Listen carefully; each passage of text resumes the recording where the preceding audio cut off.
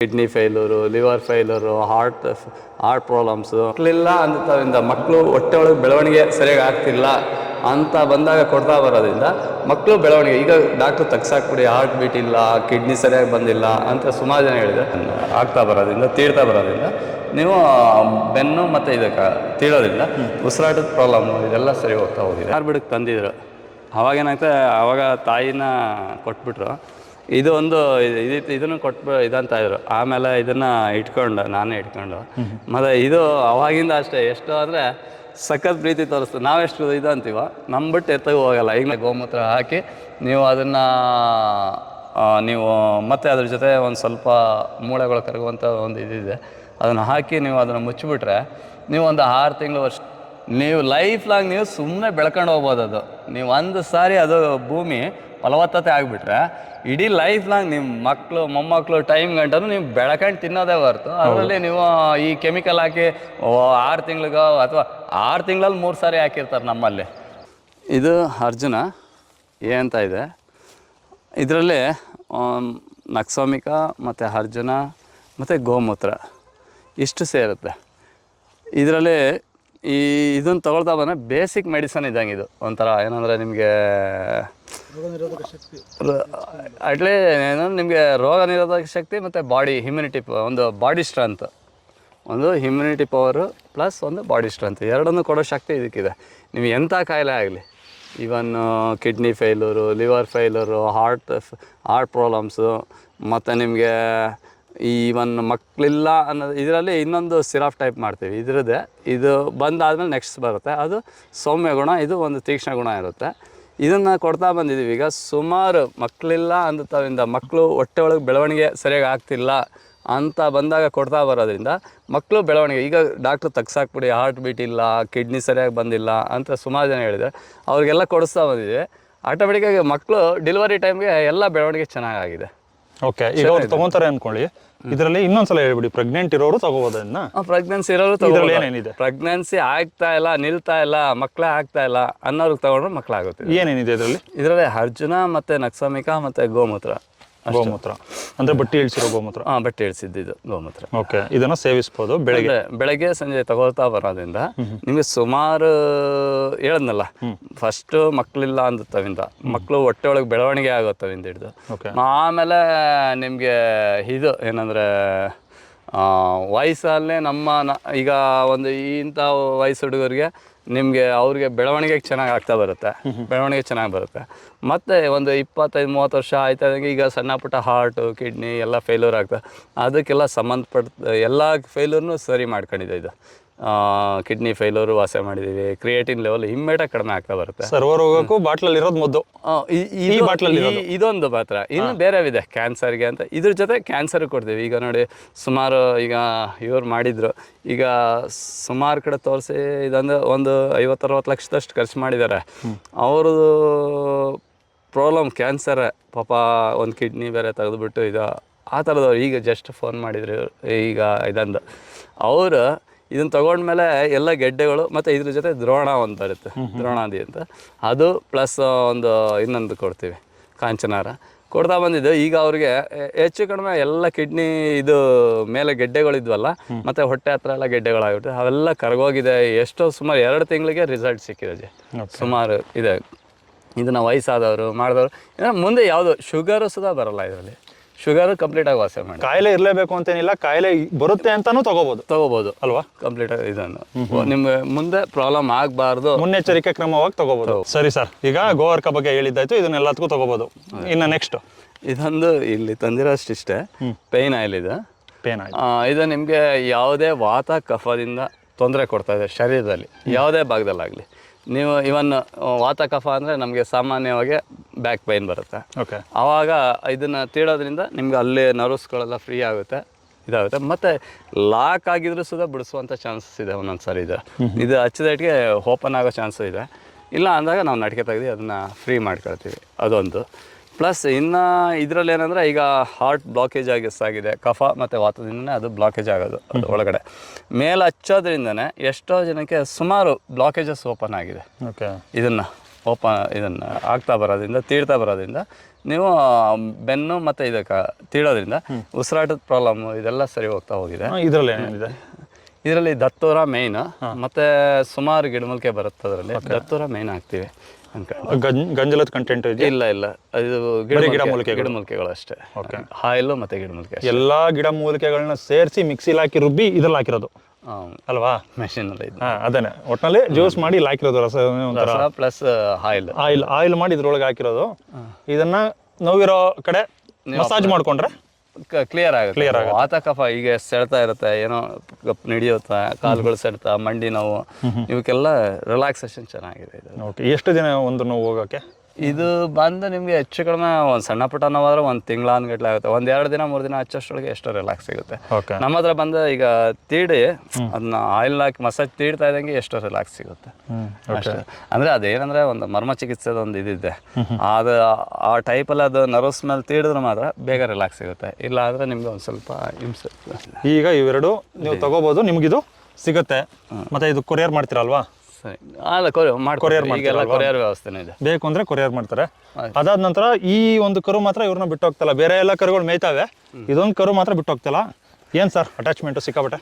ಇದು 1 ತಿಂಗಳಿಂದ ಏನಾಗ್ತಂದ್ರೆ, ಈ ಮುಸ್ಲಿಂ ಹಬ್ಬ ಒಂದು ಯಾವುದೋ ಈದ್ ಮಿಲಾದ್ ಯಾವುದೋ ಇತ್ತು, ಅವಾಗ ಏನಾಗ್ತಂದ್ರೆ ಇದು ತಾಯಿ ಇದು ಮಾರ್ಬಿಡಕ್ಕೆ ತಂದಿದ್ರು. ಅವಾಗ ಏನಾಗ್ತದೆ, ಅವಾಗ ತಾಯಿನ ಕೊಟ್ಬಿಟ್ರು. ಇದು ಒಂದು ಇದನ್ನು ಕೊಟ್ಟು ಇದಂತ ಇದ್ರು. ಆಮೇಲೆ ಇದನ್ನು ನಾನೇ ಇಟ್ಕೊಂಡು ಮತ್ತು ಇದು ಅವಾಗಿಂದ ಅಷ್ಟೇ. ಎಷ್ಟು ಅಂದರೆ ಸಖತ್ ಪ್ರೀತಿ ತೋರಿಸ್ತದೆ. ನಾವೆಷ್ಟು ಇದು ಅಂತೀವ, ನಮ್ಮ ಬಿಟ್ಟು ಎತ್ತಗೂ ಹೋಗಲ್ಲ. ಈಗ ನೋಡಿ ನೀವೆಲ್ಲ ಬಳಸ್ದಲ್ಲ, ನಮ್ಮ ಹಿಂದೆ ನಾವು ಸಿಕ್ಕುತ್ತಾವಿಂದ ನಮ್ಮ ಜೊತೆ ಬಿಟ್ಟು ಹೋಗಿಲ್ಲ ಇದು. ಕರೆಕ್ಟ್. ಅದು ಅಂದರೆ ಇದನ್ನು ಆ ಟೈಮಲ್ಲಿ ನಮ್ಮ ಜನಗಳು ಅಷ್ಟೇ ಕೊಟ್ಬಿಡ್ತಾರೆ.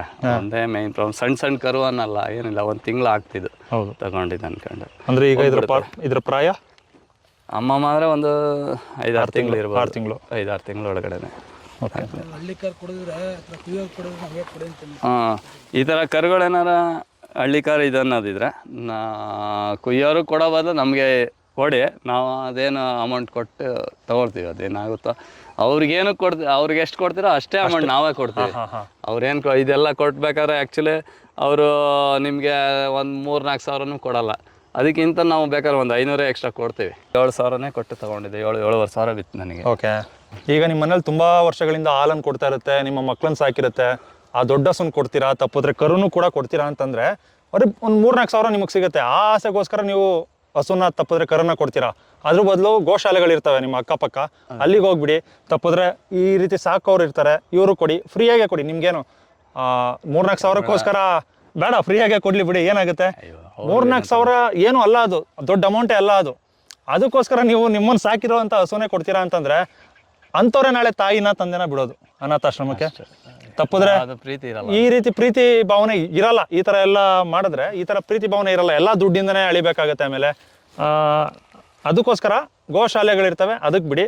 ಇಲ್ಲ ಅಂದರೆ ಈ ರೀತಿ ಸಾಕೋರು ಕೊಡಿ. ಕಸಾಯಿಖಾನೆಗಂತೂ ಕೊಡಬೇಡಿ. ಇಷ್ಟ ನಾವು ಇವಳಿಂದ ತಪ್ಪಿಸ್ಕೋಬೇಕಾದ್ರೆ, ಊಟಕ್ಕೆ ಹೋಗ್ಬೇಕಂದ್ರೆ ತಪ್ಪಿಸ್ಕೊಂಡು ಹೋಗ್ಬೇಕಂದ್ರೆ ಕಷ್ಟ. ಓಕೆ. ಹಾಂ, ಇಲ್ಲಿ ನೋಡಿ ಅವ್ರು ಅಷ್ಟು ಜನ ಹೋದ್ರು, ಇವಳೊಬ್ಳು ಮಾತ್ರ ಇಲ್ಲೇ ಇತ್ತ. ಓಕೆ. ಹೌದು, ಹಂಗಂತ ಏನಪ್ಪ ಅಂದ್ರೆ ಅದು ಅಲ್ಲ, ಪ್ರೀತಿ ಅಷ್ಟೇ. ಅದು ಇದು ಗೊತ್ತಿಲ್ಲ ಸರ್, ಇದು ಕಡಿಯೋರ್ಗೂ ಈಗ ಕಡಿಯಕ್ಕೆ ಕೊಡ್ತಾರಲ್ಲ ಅವ್ರಿಗೂ ಪ್ರೀತಿ ತೋರಿಸುತ್ತೆ ಅಷ್ಟೇ, ನಮಗೂ ಪ್ರೀತಿ ತೋರಿಸುತ್ತೆ. ಇದು ಗೊತ್ತಿಲ್ಲ, ಕಲ್ಮಶ ಇಲ್ಲ. ಮತ್ತೆ ಇಂದ ಒಂದು ನೀವು ಸಾಕಿ ಒಂದು ಇದು ಮಾಡಿರ್ತೀರಿ, ಅದ್ರದ್ದು ಒಂದು ನಾಟಿ ಹಸು ಯಾವುದೇ ಇರಲಿ, ಅದು ಕೊನೆ ಗಂಟ ಸಾಯೋ ಗಂಟನ ಯಾರಿಗೂ ಕೊಡಕ್ಕೆ ಹೋಗಬೇಡಿ. ಸತ್ರು ನೀವು ಅದು ಊತಾಕಿ ಅದೊಂದು ರೀತಿ ಇದೆ, ಅದು ಗೊಬ್ಬರ ಮಾಡಿ ಮಾರ್ತು ಅಂದರೆ ಲಕ್ಷಾಂತರ ರೂಪಾಯಿ ಸಿಗುತ್ತೆ. ಅದು ಏನಂದರೆ ಅದನ್ನು ಹೂತಾಕಿ ಒಂದು ಹೊಂಡ ತೆಗೆದು ಅದೊಂದು ಪ್ಲಾಸ್ಟಿಕ್ ಕವರ್ ಹಾಕಿ ಅದ್ರ ಒಳಗಡೆ ಅದನ್ನು ಕೆಳಗಡೆ ಒಂದು ಸಗಣಿ, ಮೇಲ್ಗಡೆ ಅದ್ರ ಮೇಲೆ ಸಗಣಿ ಮತ್ತು ಗೋಮೂತ್ರ ಹಾಕಿ ನೀವು ಅದನ್ನು ನೀವು ಮತ್ತೆ ಅದ್ರ ಜೊತೆ ಒಂದು ಸ್ವಲ್ಪ ಮೂಳೆಗಳು ಕರಗುವಂಥ ಒಂದು ಇದಿದೆ, ಅದನ್ನು ಹಾಕಿ ನೀವು ಅದನ್ನು ಮುಚ್ಚಿಬಿಟ್ರೆ ನೀವು ಒಂದು 6 ತಿಂಗಳು ವರ್ಷದಲ್ಲಿ 6 ತಿಂಗಳು ಆದಮೇಲೆ ಅದು ಪರಂಗಿದು ಇದು ಇವು ಹಾಕಿ ನೀವು ಬಿಟ್ಬಿಟ್ರೆ ನೀವು ಅದೇನಾಗುತ್ತೆ 6 ತಿಂಗಳ ಹೊತ್ತಿಗೆ ನಿಮಗೆ ಅದೆಲ್ಲ ಫುಲ್ ಬರ್ನಾಗಿ ಗೊಬ್ಬರ ಆಗುತ್ತೆ. ಸಮಾಧಿ ಗೊಬ್ಬರ ಅಂತ ಕರೀತಾರೆ. ಅದರದ್ದು ಗೋನಂದ ಜಲ ಬೇರೆ, ಅದು ಬೇರೆ ಇದೆ.